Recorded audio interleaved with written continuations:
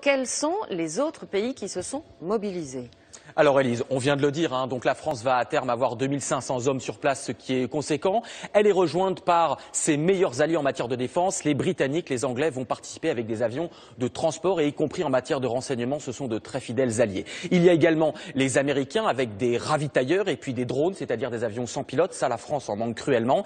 Et puis l'Allemagne vient d'annoncer son concours avec des transports de troupes et puis une aide médicale. Et puis il y a, vous l'avez dit, les pays africains, le Nigeria qui dispose d'une véritable armée de l'air. Et puis donc également le Sénégal, la Côte d'Ivoire, le Burkina Faso et le Niger. Loïc, y a-t-il d'autres pays qui sont impliqués de manière plus souterraine?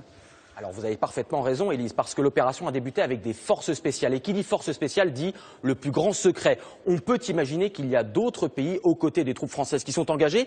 Un exemple, il y a 3 mois, nous avions filmé ces images rarissimes, les premières des troupes spéciales saoudiennes d'Arabie Saoudite qui s'entraînaient avec les Français en Corse. C'est la première fois que ça arrivait.